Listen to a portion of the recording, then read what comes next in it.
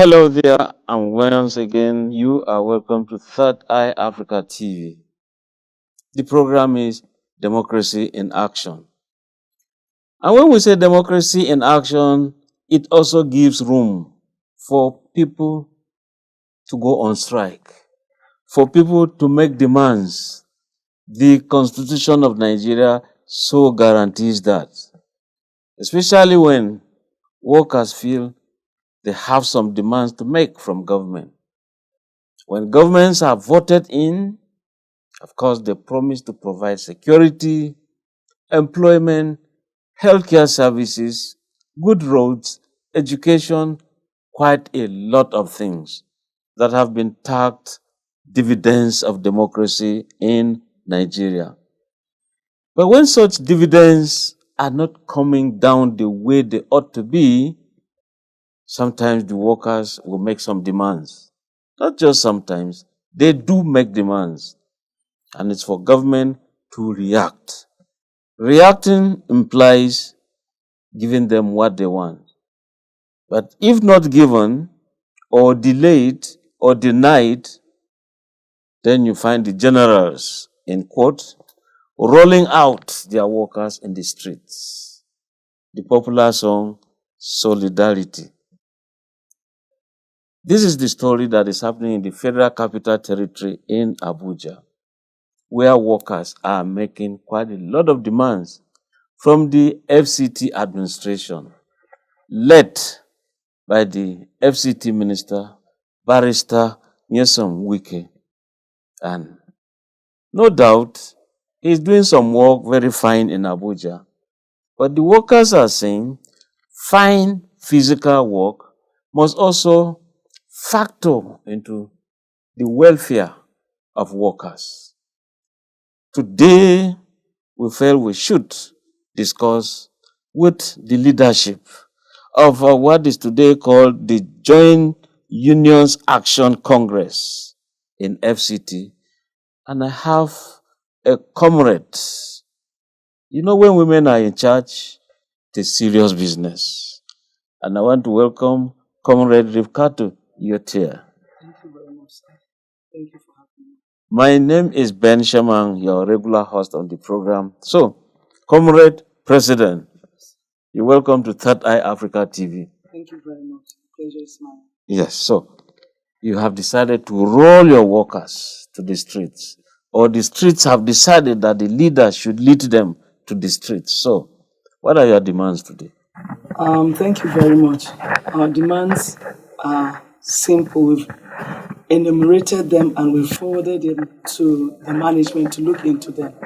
But amongst which are tenure elongation of some directors, permanent secretaries. Our pension should be taken to our pension fund managers or fund administrators. We also want examinations we've written to be properly looked into because we have issues with the success rate. We also want our wage award arrears to be paid. We also want our salary points to be decentralized from the center to all other salary points of the secretariats, departments, and agencies because there are a lot of irregularities that come with them. Just to start with. Okay. Now let us also make this elongation of explanation. These salaries, they should be decentralized. What has been the practice so far? So far, the salary preparation, it's in the hands of a few people in the head office. But it never used to be like that. All the departments, the agencies, the secretariats used to have their salary pay points manned by salary desk officers who prepares the salaries of their departments. But starting from around June, July last year, that was stopped and it was taken to the center. I think before June, July last year, because we started talking about it early last year. Let the salary desk officers do their work. And it's not so. Now in the FCT, we are in different salary structures. some are on Cohens, some are on Compass, some are on Comments. They all have their peculiar allowances. Exactly, yes. So let us know, you're calling some terms that we outside the FCT do not know. So when you say Cummins or Compen or yes, those are salary structures with which different categories of workers are used to pay. They carry certain allowances. Like the Cohens is for the medical and health workers and some other agencies that fall under there, and they have their own kinds of allowances that is being paid to them. And so if you are not in that department, you will not know who and who falls under what salary structure. And so that is what is happening in the center. Mistakes, irregularities here and there, and we want that salary unit to be decentralized. Let departments handle their salaries so as to reduce some of these irregularities and mistakes here and there. So on that particular issue, the FCT administration has not said anything at all? No, nothing. In fact, we started agitating about this long time ago. Even though the salary is under IPPI, is the Integrated Personnel and Payroll System. That IPPIS is not controlled by the FCTA. It is a platform used by the federal government to pay staff salaries and other personnel issues, But if the departments handle them, at least it will reduce the issues of irregularities. Let's say we are 300 in my department. If they decide to pay for 200, you in the center will not really know, because you will know that there's a shortfall of payment. But if it's me, I'll see that my payroll this month is so, what happens? And they will not have the time to actually look into that, because we're so plenty, we're over 31,000 staff. And the time usually to prepare salary is short. So we ask that it be decentralized, which if the management takes it serious, implementation of decentralization will not be difficult and it wouldn't take time. So do you smell a rat? Do you think there is corruption in the system? I don't think in that aspect is an aspect of corruption. But ineptitude? Yes, I just feel the people handling it are a bit overwhelmed. The work is too much on just a few people. And like I said, they will not know who are in certain categories of salary structure. But if it's in my department and I know that this one is a health worker and he falls under this structure, I'll push him there. But they in the center will not really know all of those differences just by seeing figures on the system. Now, okay, let's look at issue of tenure elongation. Yeah. Permanent secretaries and directors. Yes. How is it? Let's define the elongation you're talking about. Lately, I think about a year, we're getting to 2 or 3. There's been an elongation for the education system that they can retire at 65 years against the regular of 60 years in the civil service. And so it means they can retire at 65 years or 40 years of service. But in the regular civil service, it's 35 years and 60 years. And so if it's your turn, the ones we're talking about are not the education people. They are the regular civil servants. So if you're 60 years, you retire, or if you're 35 years, you retire. That is what the public rule says. But if it is your time to retire and you do not go, or the system does not allow you to go, it affects us as staff. And it is fast becoming a norm, and we feel it is time to speak out. Just like you have in the Nigerian customs, at the point, those days Abacha appointed General Ango to take care of our customs. Quite some history. Then we also had General Buhari appointed Ahmed Ali to take charge of customs.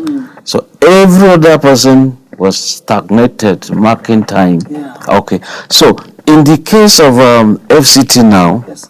you are saying that there are directors getting some special favors? That's what it means, sir. And therefore are allowed to overstay? Yes. And we're saying no to that, so that other people can grow.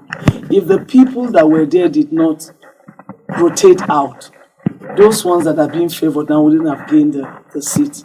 So when it is time, it's only honorable that even on your own, even if such offers are offered, you should be able to honorably say no. But since they accepted, we think it's not going down well with us because there's no growth. There's no kind of progression. But in this case in FCT, I mean, aren't there laws that guide the systematic growth? The cases of Abacha and Buhari, that was military fiat. Now you're having a civilian, we are talking of civilian. So how, I mean, why is it that the laws are not followed? That I cannot explain because I'm not the one not following the law. So it's best known to whoever is not doing that. Maybe they have a special explanation to make. But so far, that is where we're at. God. I'm asking this because maybe there are some people being singled out and favored. Yes, there are. That's why we're protesting that that shouldn't continue. So those singled out and favored, how close are they to the system? They are directors, and of course they should be very close to the system to be able to have that kind of special favors. They should be very close to the system. So people have retired, even within the time that they were favored. So there should be some level of closeness. Yeah. So within this cadre of directors or PAMSEC being retired or not retired, you foresee a situation whereby, maybe the minister tends to use them for something or something? Oh no, that I cannot explain. I cannot say why. And I'm not saying that there is a particular thing that they've done, either right or wrong, that is making them get that favor. I can't categorically say what I do not have information about, but I know that they have been favored to remain in office. Even though now we have been told that the minister says he will adhere strictly to the rules. So, in other words, yes, in other words, there's a hope. Yes, because they said he has promised that won't happen again. And that's the pressure from you people. Yes. That is born out. We've gotten that born out of this agitation. So, in terms of a list of demands, charter of demand, you are about taking that as done. Yes, because they say he said so. And just this afternoon, we have been reliably told by the representative of management that any moment from now, our pension that has not been paid from like May last year till now, staff pension that was not remitted to the pension fund administrators, we learned that it is being worked on in Accountant General's office right now, and that any moment we'll begin to get our alerts. Okay, good. That was exactly where I was going to, in terms of this contributory pension. Yes, sir. Some people said it has some loopholes, and some people are saying go back to the old system.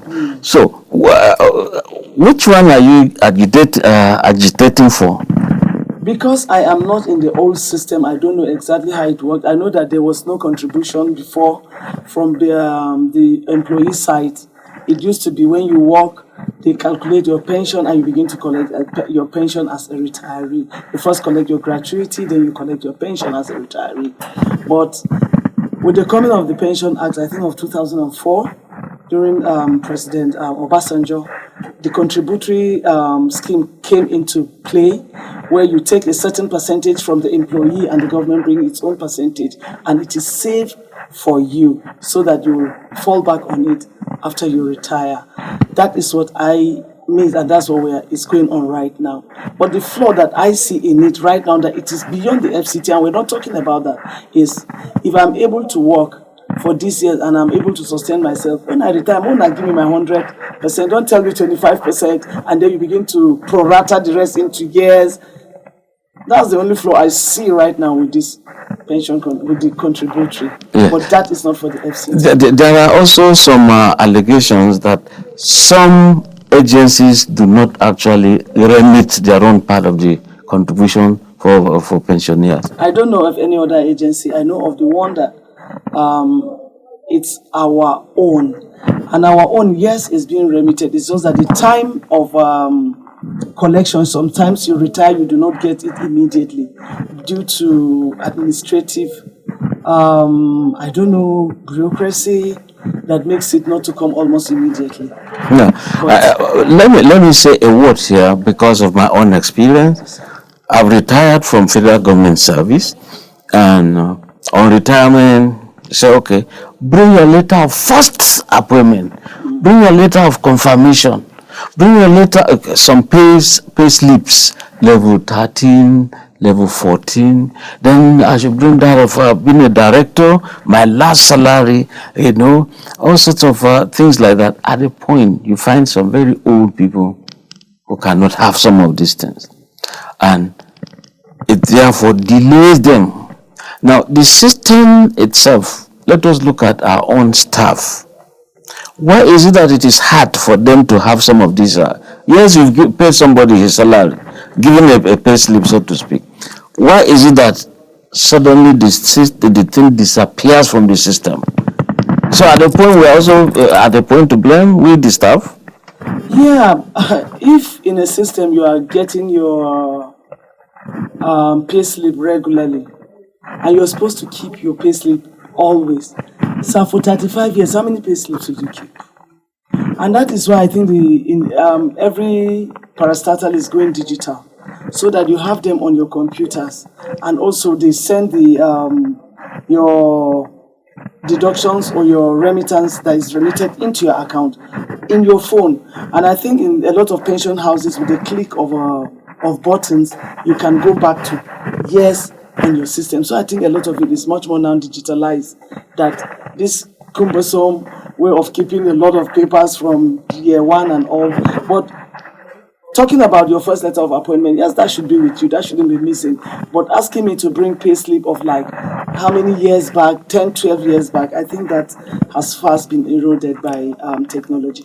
Truly, because right now, some people still call me to say, how did you scale through yours? I said, well, I was fortunate.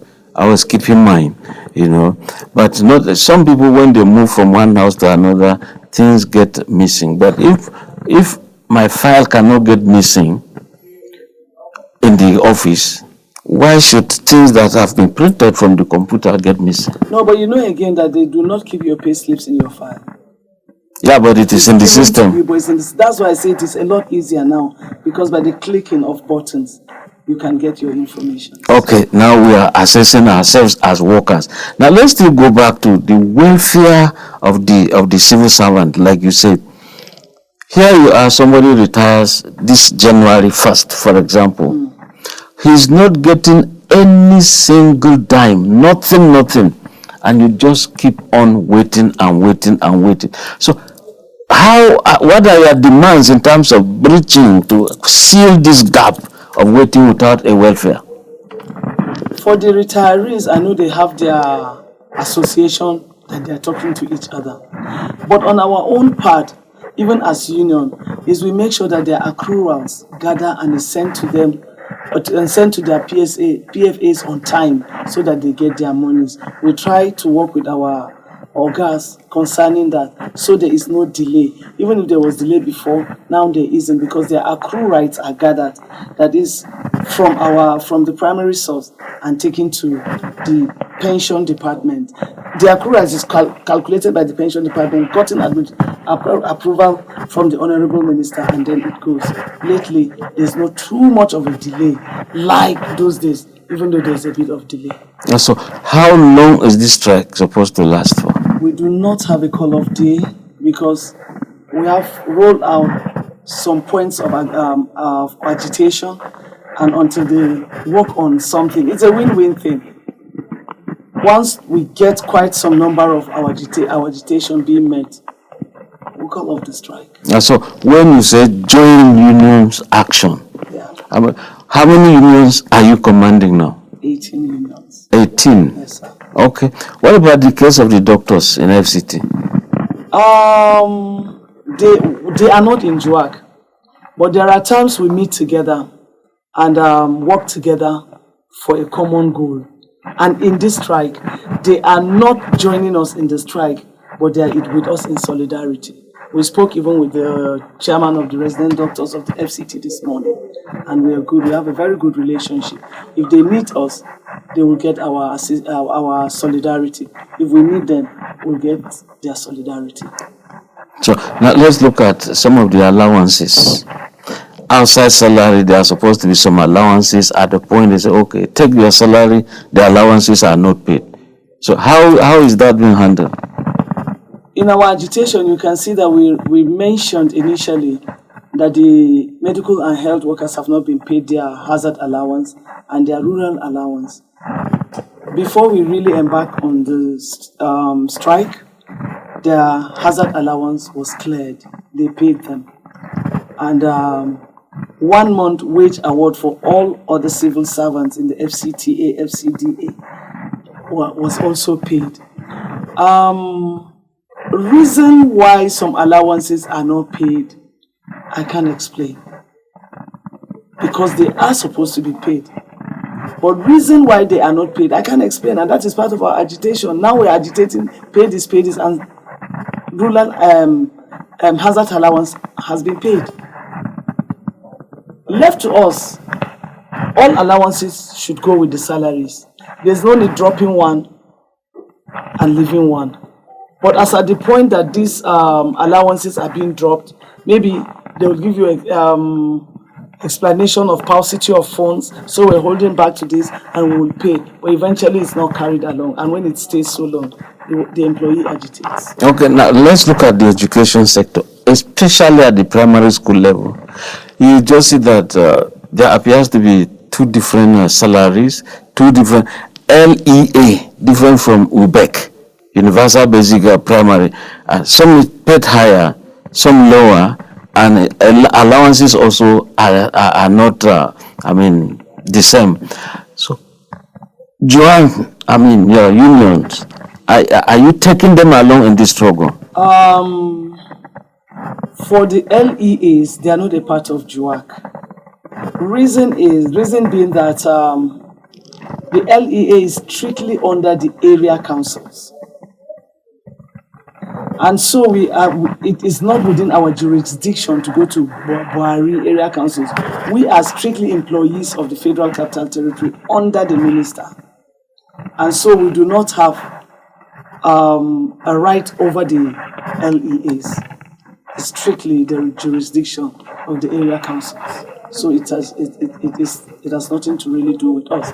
But still in solidarity, like last year, June, when we had our protest to begin to tell them, attend to this, we had a 3-day protest. We added the agitation of the teachers that were not paid into our point of grievance also, because our children are all in that school, and for them to stay for months without going to school affected everybody, and it was affecting the whole of the FCTA. So in solidarity, we also sang their song. So who are you, FCT for example, who are you negotiating with? Because sometimes when Labour generally marches to the National Assembly or say Ministry of Finance, somebody comes to address. Is it that Jawad is just left protesting and nobody comes to talk to you? No, no rules of engagement. We have been engaging with the management of the FCT. We've been talking with the head of service, because the FCT has its own civil service commission, and so we have a head of service. We have other ESCO members of the management. We've been engaging with the management so far. It was only yesterday we didn't talk with them, Tuesday, but on Monday we held a meeting with them also.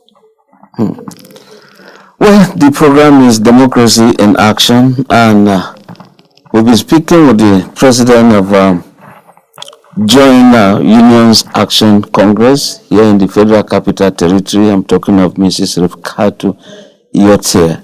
My name is Ben Shaman. Let's go on a very short break, and when we do come back, we have to know, whether NLC is also backing this struggle, and to what extent, so that it becomes a joint action, federal and FCT. We'll come into that.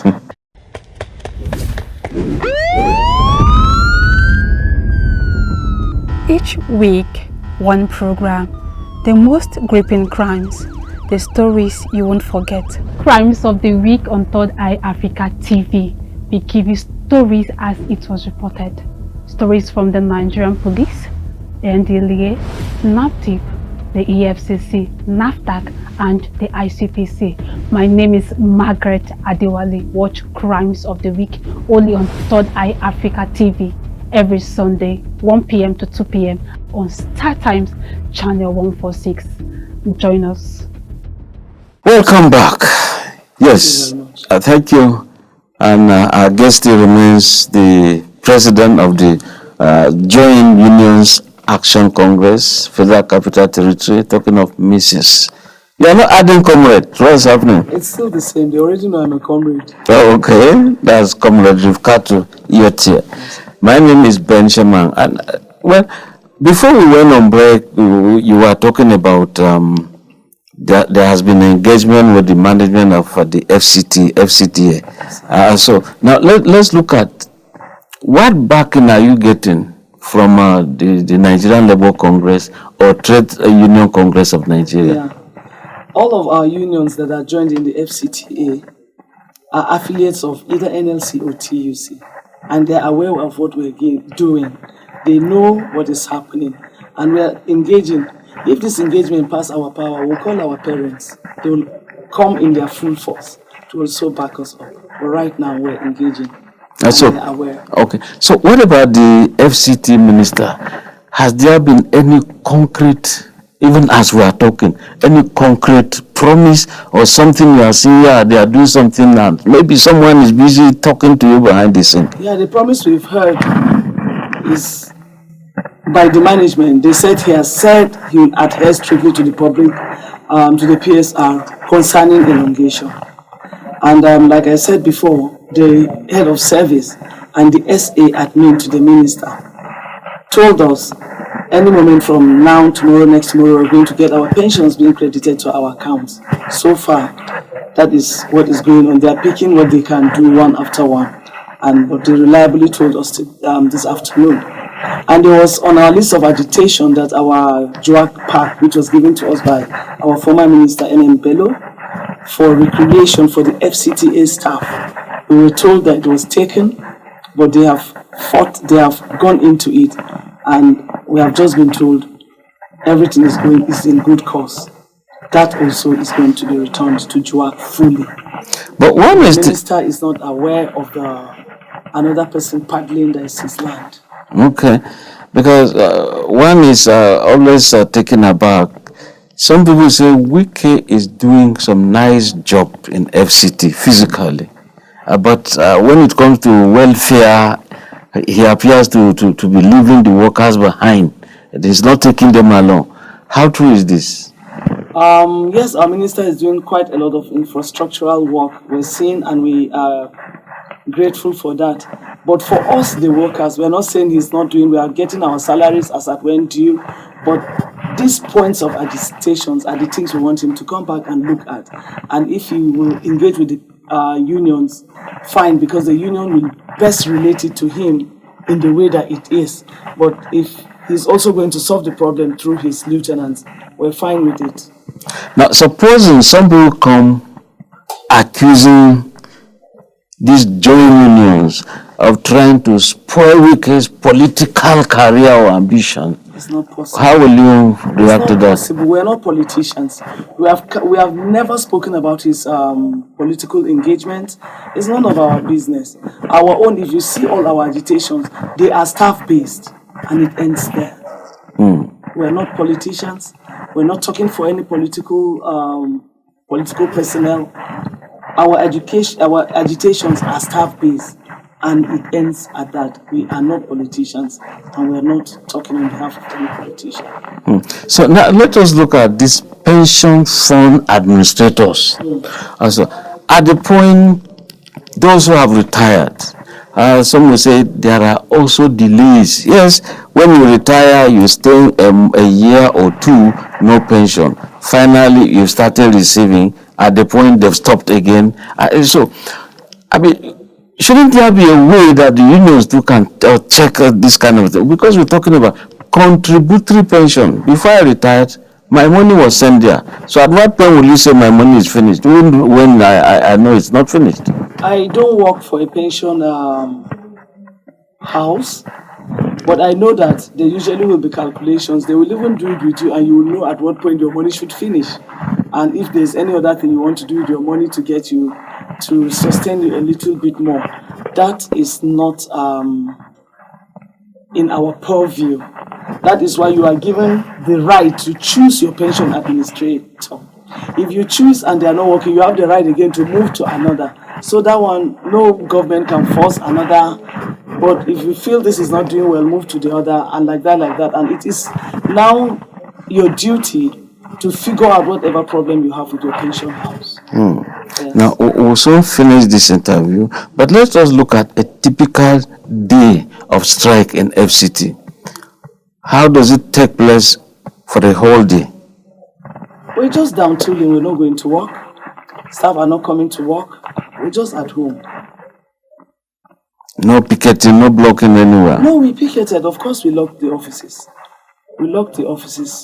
So staff. And with the level of compliance of this strike, sir, I want to dare to say, even if we open the offices, the staff won't come in.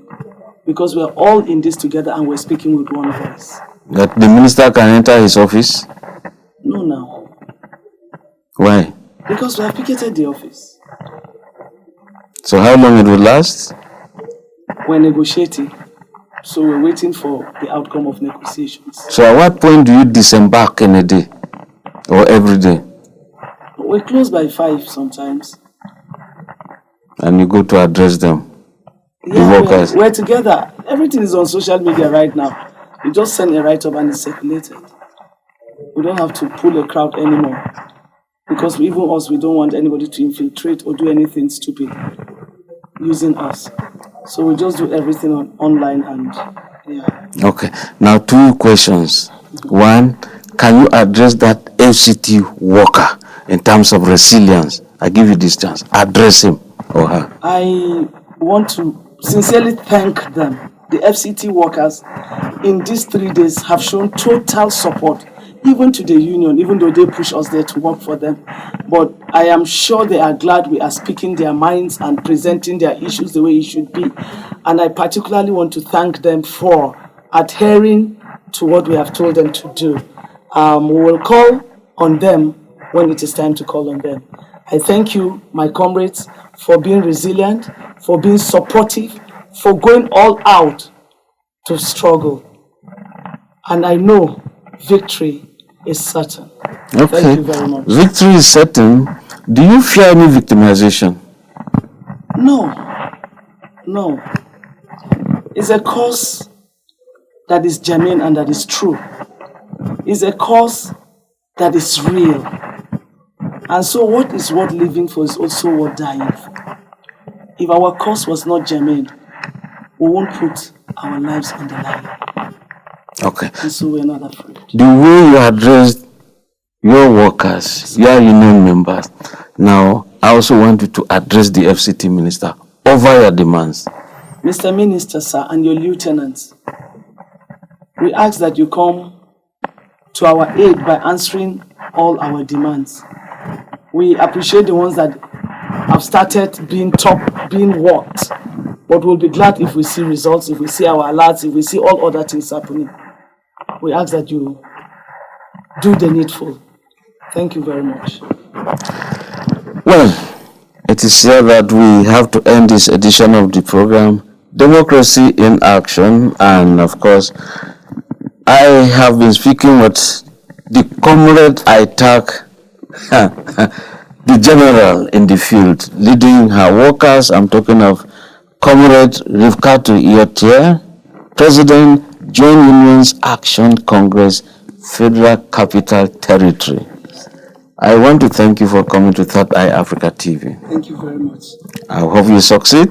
Amen. And usually we say, proudly Nigerians. Thank you for coming to the studio. Thank you very much. Thank you very much. Thank you. Our pleasure.